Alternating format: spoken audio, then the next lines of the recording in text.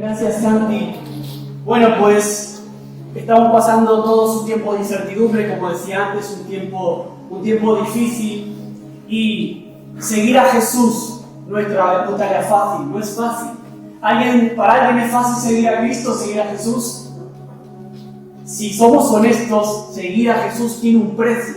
Seguir a Jesús cuesta. Y hoy quiero hablarte un poquito acerca de los costes, pero también de los beneficios y qué espera Dios de nosotros. Hoy quiero hablarte, me voy a ir a saco con esto. Hoy quiero hablarte de la diferencia entre un creyente y un discípulo. Dios que está buscando y que quiero llevarte a que tú puedas de alguna forma examinarte a ti mismo y pensar: ¿soy un creyente o soy un discípulo? ¿Qué estoy ofreciéndole a Dios con mi vida? Entonces vamos a ver el Evangelio de Lucas, capítulo 14.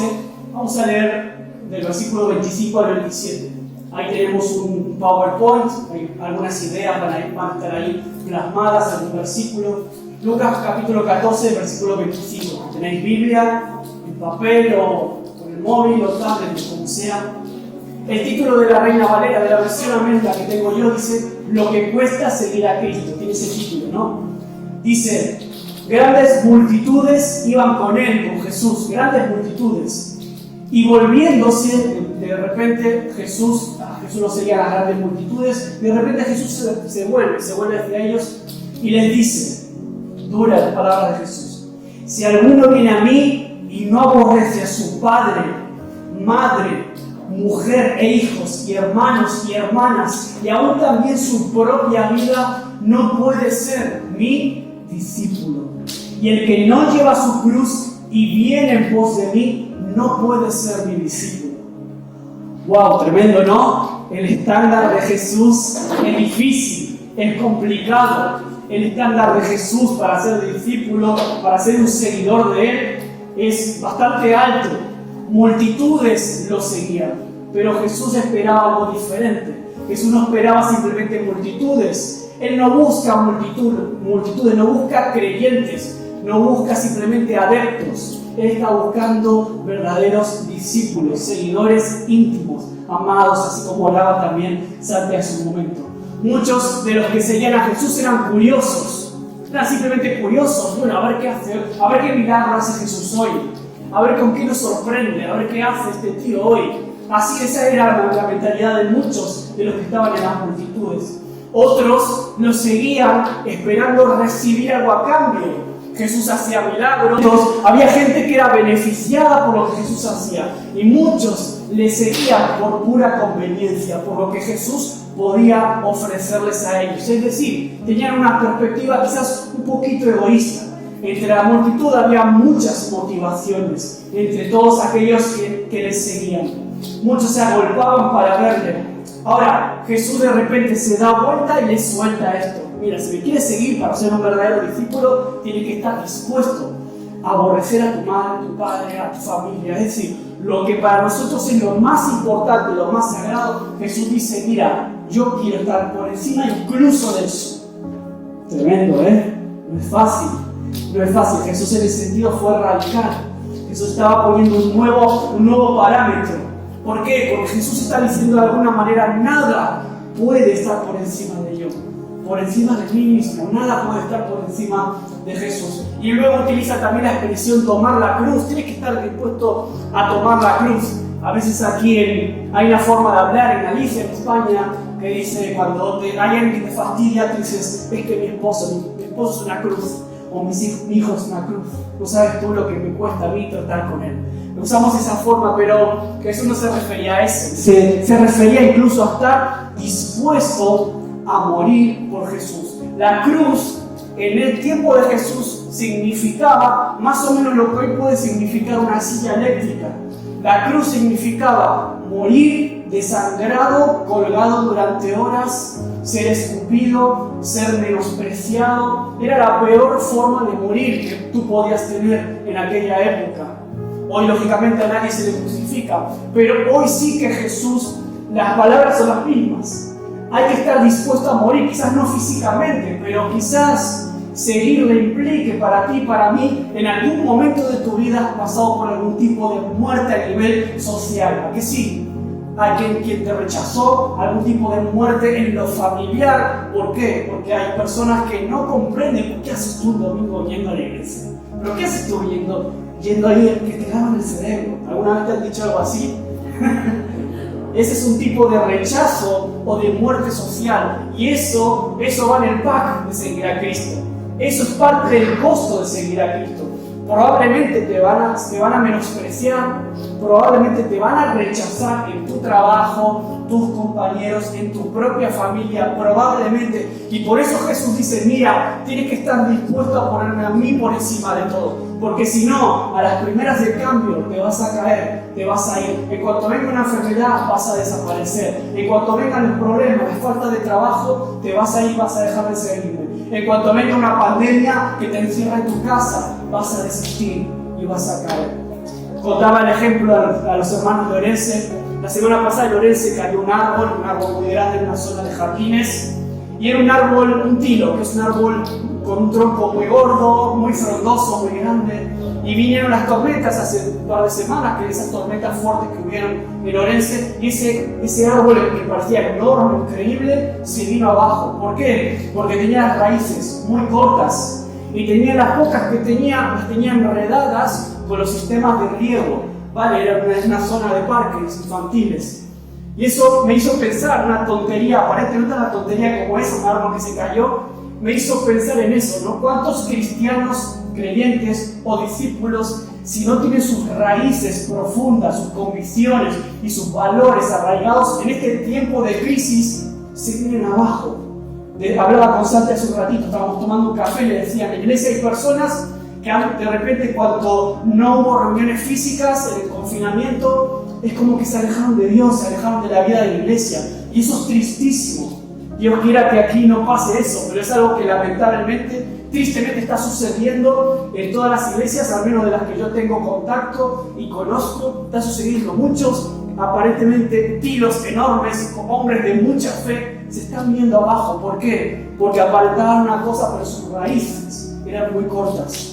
Amén. Aquí no hay de esos. Aquí no hay de esos, seguro que sí.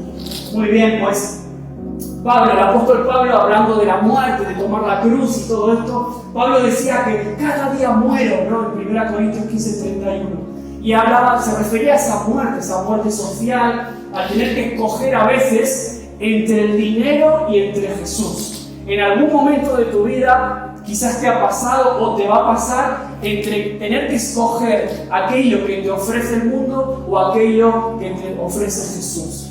Y yo te quiero decir algo, el costo de seguir a Jesús y ser discípulo es muy, muy alto. Es muy alto, no es para cualquiera. Pero también te aseguro algo, la recompensa es tan grande. Lo cantábamos hace un ratito aquí al principio. Lavaste mi maldad, me llenas de propósito, me llenas de esperanza, me llenas de vida. Y no hay nada que merezca más la pena en este mundo que seguir a Jesús. No hay otra cosa, no hay ningún proyecto de vida, no hay fama, no hay dinero, no hay éxito que supla lo que Jesús puede hacer en ti y en mí. Amén. Es así. Yo lo he experimentado y lo he vivido en mi propia carne. Juan decía, porque todo lo que hay en el mundo, los deseos de la carne, los deseos de los ojos, la vanagloria de la vida, no proviene del Padre sino del mundo. Y el mundo pasa. No es que sea mala la vanagloria de la vida, sino que es pasajero, es efímero, no es lo más importante. El mundo pasa sus deseos, pero el que hace la voluntad de Dios, que permanece para siempre. Lo que tú estás haciendo para Dios permanece. El consejo, el ánimo que tú le das a tu compañero de trabajo, esa palabra de fe, de esperanza, cada vez que tú abres la boca para hablar de Jesús con alguien, eso nunca es en vano. Aunque la otra persona no quiera escuchar, aparentemente lo rechace, eso permanece. Lo que tú estás haciendo y habla muy bien de ti. Amén. Entonces Jesús no vino a buscar creyentes, Jesús no vino a buscar multitudes, Jesús vino a buscar ¿qué? Discípulos. Por favor, aunque sea lo que te lleves en tu mente y en tu corazón cuando salgas por esa puerta, al menos que sea eso. Jesús vino a buscar discípulos. Yo quiero ser uno de esos. Yo quiero ser un discípulo. No quiero ser simplemente un creyente, alguien que cree. Porque sabes, los mormones también creen, los que hacen Reiki también creen. Todos son creyentes en una cosa o en otra. Los católicos, todo el mundo, todos son creyentes, todos creen, hasta los ateos son creyentes, creen en sus propias filosofías o en sus propios estilos de vida. Creyentes hay muchos, seguidores de Jesús, discípulos, pocos. Amén. Pero aquí hay un buen puñado de discípulos. Yo estoy viendo muchos hoy aquí, en esta mañana, tu servicio. Déjame decirte la definición, una definición de la palabra creyente. Mira lo que significa. Significa devoto, seguidor, piadoso. El apóstol Pablo dice, porque no me avergüenzo del Evangelio, porque el Evangelio ¿es religión o qué es? Es poder de Dios, verdadero poder que cambia, poder que transforma. Por eso estamos hoy aquí sentados. No venimos simplemente a escuchar lo que nos suelta un pastor, lo que nos suelta un predicador, no venimos simplemente a calentar el banco, sino que venimos a recibir de Dios. ¿Por qué? Porque nuestra vida ha sido un día transformada por un evangelio que no es religión, no soy un adepto a una de las tantas religiones de la oferta que tenemos por ahí fuera, sino que soy un transformado por la sangre de Jesús. Y eso es muy diferente. Y quiero ir muy rápido, quiero dejarte 10 diferencias entre un creyente y un discípulo. 10 diferencias entre un creyente y un discípulo. El creyente suele esperar panes y peces, pero el discípulo es un pescador. ¿Vale? El creyente suele estar esperando que hagan todo por él. Siempre espera que le bendigan, que el pastor me ore, que el pastor me llame, que el pastor esto, el líder de turno, la iglesia. Siempre está esperando que los ministerios giren en torno a sus propias necesidades. Es un creyente. Pero un discípulo es un pescador. El discípulo va al ataque. El discípulo no se queda simplemente esperando. Es verdad que también es bendecido, pero sino que se dedica a bendecir a otros, a llevar palabra para otros. Segundo, el creyente lucha por crecer, pero el discípulo lucha por reproducirse. El creyente vive siempre enfocado en sí mismo, pensando que, tengo que crecer, tengo que madurar, tengo que ser mejor, ¿vale? Siempre centrado en sí mismo. Pero el discípulo busca multiplicarse y reproducirse en otros, busca discipular a otros, formar a otros. Me encanta cuando conocí a Santi. Yo lo conocí a Santi, ¿por qué? Porque andaba siempre con Juan, el discípulo de Juan. Siempre lo conocías, así es como tiene que ser. Así tenemos que estar con otros, ir preparando, formando. Y eso no se trata de sentarse a dar una lección o compartir un versículo, se trata de compartir vida, compartir muchos cafés, compartir muchos viajes. Eso es discipular también. Entonces, eso es a lo que estamos llamados también nosotros. El creyente común nunca piensa en los demás, siempre están pensando solo en sí mismo. Pero el discípulo que se reproduce comparte con los demás lo que recibe, las experiencias que tú recibes aquí, lo que tú recibes, la palabra de Dios, las experiencias, todo no queda solo en ti, sino que tú eres un canal para bendecir a tu familia, a tus compañeros inconversos, a aquellos que no conocen a Jesús. ¿Te das cuenta de la diferencia? ¿Me hago entender o me estoy liando un poco? No sé, igual me lío un poco, ¿no? Tercero, el creyente se gana, el discípulo se hace. ¿Alguien escuchó hablar de Billy Graham, que murió hace poco? Billy Graham dijo algo una vez, dijo algo así. Dice, cuesta un 10% de esfuerzo ganar a una persona para Cristo, pero cuesta un 90% de esfuerzo que permanezca en Él. Es decir, ganar a una persona para Cristo puede ser relativamente fácil. Permanecer en Él ya no lo es tanto. Permanecer lleva tiempo, lleva trabajo, lleva esfuerzo para alguien que esté contigo y te discipule, te prepare y demás. Cuarto, el creyente depende en gran parte de los pechos de la madre. Podríamos poner entre paréntesis el pastor o el líder de turno. Pero el discípulo se ha destetado para servir. Esta semana hablaba Lorense con los hermanos acerca de esto, de los eternos niños espirituales. Porque cuando tú vienes a Cristo necesitas leche, necesitas que te enseñen lo básico. No, eres como un bebé, un niño que no sabe discernir lo que es bueno o es malo, lo que es tóxico o no. Yo tengo una hija pequeña de 2 años que lo que pilla, lo que ve se lo lleva a la boca, ella no discierne si algo es tóxico para su organismo o no. Así somos nosotros cuando venimos a Jesús y damos nuestros primeros pasos y no tenemos una comunión todavía íntima con Dios. Necesitamos que nos digan lo básico, necesitamos que nos digan que está bien, que está mal. Luego nosotros vamos madurando nuestra dependencia del Espíritu Santo va haciendo que ya no necesitemos que nos digan esto está bien, esto está mal, esto me conviene, esto no, esto es tóxico para mí, esto no, sino que el Espíritu Santo es como esa voz de alarma que te dice, mira Maxi, eso no te conviene, eso no es bueno para ti, cuidado con eso, todo es lícito pero no todo me conviene, ¿no? Entonces es como esa vocecita de alarma que te va, y eso lo hace la experiencia de tu comunión, porque si tú no tienes comunión con Dios, si tú no escuchas la voz del Espíritu guiándote, vas a ser como un bebé espiritual que sigue tomando de la teta, sigue tomando la leche y que todavía no pasó a comer el alimento sólido, no es capaz de discernir todavía, le tiene que estar diciendo, mira macho, pero eso no, ¿cómo vas a hacer eso? ¿Cómo vas a estar viendo esa basura en Netflix? ¿Cómo vas a estar escuchando esa porquería en Spotify? Pero eso no te das cuenta que te intoxica. Hay gente que no es consciente de lo que consume. Lo que consume no hablo solo de comida, hablo de lo que consumimos por los ojos, por los oídos, lo que vamos consumiendo en el día a día, a través también de nuestros smartphones. El creyente busca siempre halagos. El discípulo es sacrificio vivo. El creyente está esperando siempre la palmadita en el hombro, que lo reconozcan, pero el discípulo es un sacrificado. Dice, es un esforzado, es alguien que decide ser sacrificio vivo. Mi vida es para adorar al Señor, ¿vale? 6. El creyente, voy muy rapidito, el creyente entrega parte de sus ganancias, hablando también de dinero, de recursos, pero el discípulo entrega toda su vida. Podemos hablar de dinero, pero en general de todos los recursos que tenemos, talentos, dones y todo lo que tú eres y tienes. Todo de Dios, el 100%. Personas que viven como niños inmaduros, tomando la leche y no disciernen esta realidad de que el 100% le pertenece a Él. 7. Vamos allá. El creyente puede caer en la rutina. El discípulo es un revolucionario. El creyente a veces cae en un tiempo de rutina. La palabra rutina, si le quitas la letra T, te queda ruina, porque la rutina te lleva a eso, te lleva a la ruina espiritual. Por eso daba el ejemplo antes de aquellos hermanos que durante la pandemia se han quedado atrás, se han caído como el tilo, porque tenían pocas raíces. La rutina, la falta de expectativa. Por eso te pregunté al principio, ¿cuál es tu expectativa hoy? ¿Vienes a escuchar a Dios o vienes a escuchar a un predicador, un pastor, a un argentino de estos que me traen por ahí? ¿Qué vienes a escuchar? ¿Cuál es tu expectativa hoy? Eso es lo que tú te vas a llevar hoy de aquí. ¿Vale?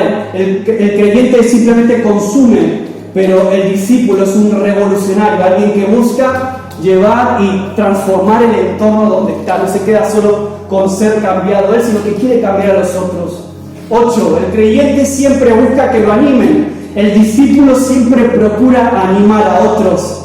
El discípulo por sí mismo anima, el discípulo alienta, llena, hace que su vida sea como lo que decía antes, un canal, una fuente de gozo y de paz en el Señor, y que nunca depende de las circunstancias. Por eso lo cantamos hace un ratito, alaba a Dios a pesar de las circunstancias, alaba a Dios a pesar de las pruebas, a pesar de la falta de trabajo, que todo eso es circunstancial. Y oramos por eso, oramos por provisión de Dios, oramos por sanidad, pero todo eso es circunstancial, que nada de eso te robe el gozo por alabar. Ninguna pandemia, ningún virus, ninguna limitación, nada de eso te quite el gozo y la paz de poder alabar a Dios. Amén. El punto 9, el creyente espera que le asignen tareas para servir a Dios, mientras que el discípulo asume responsabilidades.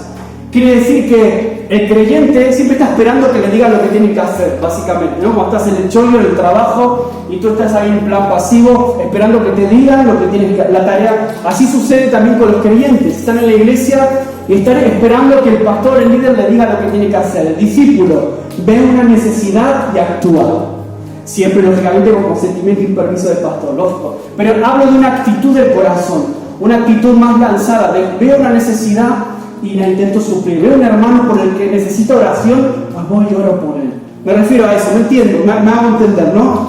Entonces, el discípulo identifica las necesidades, ve lo que hace falta y actúa. Usa los dones que Dios le dio, sea mucho o poco, los usa para llenar esas necesidades. Se capacita, el discípulo tiene esa necesidad intrínseca de capacitarse.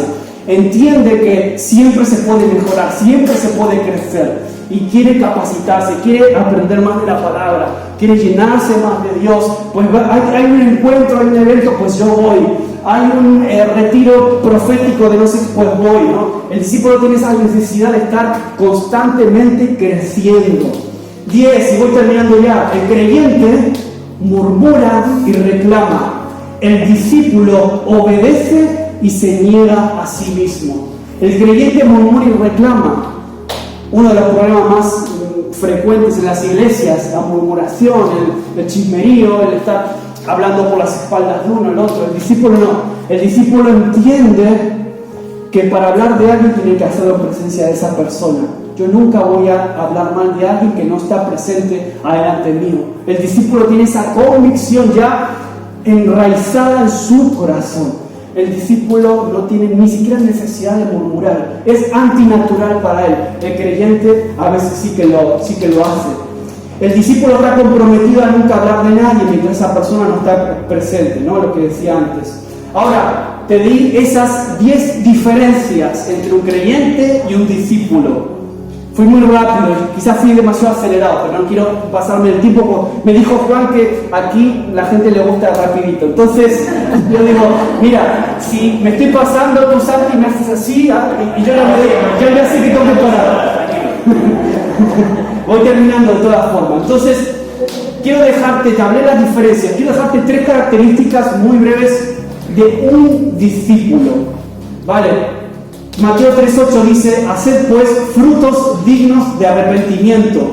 Dios está esperando, yo di el ejemplo del tilo, porque Dios también está esperando que nosotros seamos como árboles. ¿Y los árboles qué hacen? Dan follaje, dan fruto, dan sombra también. Entonces, un árbol, un buen árbol, un árbol vigoroso, un árbol con raíces, un árbol sano, da frutos, es lo natural. Dios quiere que seamos como un árbol que da buen fruto, pero también está esperando frutos de arrepentimiento, frutos de almas para Dios y frutos del Espíritu Santo. Dios viene siendo como un agricultor que está esperando una buena cosecha. Dios está esperando una muy buena cosecha. Jesús, por así decirlo, es como el tronco de ese árbol, y los discípulos, nosotros somos como esas ramas, las ramas que al final dan ese fruto. Dios está esperando esos resultados. No podría predicar acerca de la parábola de los talentos, que ya compartí una vez en Orense acerca de esto. Es muy interesante, puedes estudiarla en casa, habla mucho acerca del tema de los frutos. Y Dios sigue dándonos la misma orden a nosotros, su iglesia, la misma orden que le dio originalmente a Adán y a Eva. ¿Qué le dijo? ¿Cuál fue la orden principal a Adán y Eva? Multiplicar y fructificar. Multiplicaos, muchos hijos. De alguna forma, a nosotros, la iglesia, Dios está esperando que actuemos de la misma forma, que podamos multiplicarnos y reproducirnos en otros, ¿vale? Podamos ser discípulos también y llegar así a todas las naciones. Es decir, participar en la historia de Dios. Amén. Que tú y yo, y esa es mi oración cuando venía en el coche pensando en esto, yo decía, Señor, que esta iglesia, que estos hermanos puedan entender que son necesaria parte de la historia de Dios para la salvación de Campados y de Pontevedra. Y allí donde estés, donde tú estés, trabajo, en la carnicería, en el instituto, en la escuela, tú puedas ser un embajador de Jesús realmente. Amén. Que tú puedas sentir esa necesidad de que no es simplemente algo que me predicaron o que me dijeron, no, es una necesidad que nace del corazón. Me tengo que reproducir, tengo que discipular a otros, tengo que orar por otros, tengo que tener más contacto, sentarme a tomar cafés con otras personas, hablarle de Jesús a aquellos que no le conocen. Es una necesidad, es un llamado, nuestro desafío. Yo no vengo a calentar un banco, yo no simplemente no asisto de una forma pasiva y cómoda, sino que hoy soy llamado, y ese era el título del mensaje, a cruzar la línea. ¿Cruzar la línea de qué? De ser un creyente a un discípulo. Y que Dios pueda poner en tu corazón eso hoy, en esta mañana de domingo. Que tú puedas, de alguna forma, esto lo compartí una vez en Orense, y bueno, no había pandemia, no había la distancia que hoy tenemos que tener. Entonces yo puse una línea en el suelo y animé a los hermanos, ¿estás preparado? ¿Estás dispuesto a cruzar la línea? Hazlo de una forma física. Llamé a los hermanos al frente, muchos, la mayoría de ellos decidieron cruzar esa línea. Hoy no lo podemos hacer porque tenemos que guardar las distancias. Pero sí, de alguna forma, quizás hay líneas, y ya termino, cierro con esto, hay líneas que tú tienes que cruzar hoy. Quizás hay líneas que tú tienes que decidir romper y saltar en tu vida. Ya hablé mucho del precio a pagar, pero ¿qué línea debo cruzar? La línea de ser un cristiano promedio, un cristiano mediocre, un creyente, a ser un verdadero discípulo. La línea quizás de la razón. A lo mejor eres de los que siempre están razonándolo todo y siempre tienen que pensar 20 veces las cosas y razonar todo. Y es verdad, el Evangelio es razonable, pero a veces Dios se salta del razonamiento humano. A veces Dios hace cosas que no son entendibles para nosotros.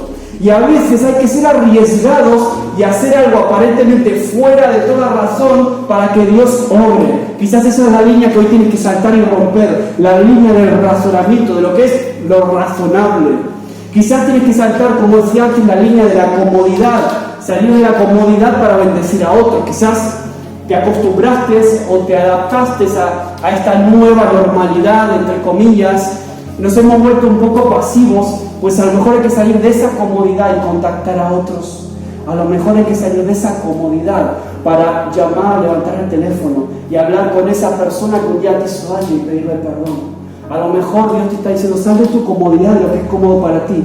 Da el paso, comprométete, pide perdón, perdona a aquel que te ofendió. Quizás es esa la línea que hoy tienes que saltar. Quizás la línea de la conveniencia. Hablaba de personas de las multitudes que seguían a Jesús por conveniencia, simplemente por conveniencia. A ver qué puedo recibir, a ver con qué me puedo beneficiar. A veces en las iglesias hay personas que se sientan y vienen con esa actitud, a ver qué recibo yo, a ver qué pueden hacer por mí. Yo conozco muchos de esos, ¿no? Entonces a lo mejor tienes que saltar esa línea, pasar de solo pensar en ti a pensar más en los demás. Quizás tienes que saltar la línea de ser un seguidor a convertirte en un líder. Yo estoy seguro que aquí hay muchos líderes y muchas líderes aquí sentados, y Dios te está llamando a saltar esa línea hoy, esta mañana. Creyentes que no se conforman con ir a la iglesia, simplemente sentarse y escuchar. Los discípulos son aquellos que toman la iniciativa, son los que revolucionan el lugar donde están con el Evangelio, que es el poder de Dios, no es religión, es poder verdadero, poder que transforma, poder que cambia a las personas de arriba abajo, de adentro hacia afuera. Ese es mi Dios. No sé si es sencillo, pero ese es mi Dios, es el Dios que transformó mi vida, que le dio sentido. Amén. ¿Estás dispuesto a cruzar la línea? ¿Cuál es la línea que tú tienes que cruzar? Te animo a que te levantes, te pongas en pie. No te voy a pedir que pases adelante, pero sí que puedas cerrar tus ojos un momento y pensar en eso. Pensar en esas líneas que quizás Dios te está llamando a romper y a saltar hoy en este día. Yo quiero que te vayas de aquí con una decisión, con decisiones tomadas, decisiones en tu corazón. Quizás al salir de aquí puedes hacer una llamada que cambie la vida de otra persona. Quizás cuando salgas de aquí puedes tomar el café con alguna persona con la que hace mucho que no hablas, que te ofendió, pero hoy puedes dar el paso de ser un creyente a un verdadero discípulo, un discípulo que reconoce que es sacrificio vivo. Por eso necesitamos más que nunca profundizar las raíces, profundizar nuestras convicciones, que nada nos mueva, que no haya tormenta, que no haya pandemia, que venga a robarnos la paz, que venga a robarnos la confianza, que nos venga a robar la fe. Mi oración es que tu fe sea restaurada. Si estás en un tiempo de crisis de fe, yo no sé, no conozco, por eso digo todo esto. Si estás en un tiempo de crisis de fe, quizás hoy es el momento de decir: Espíritu Santo, sopla mi vida, sopla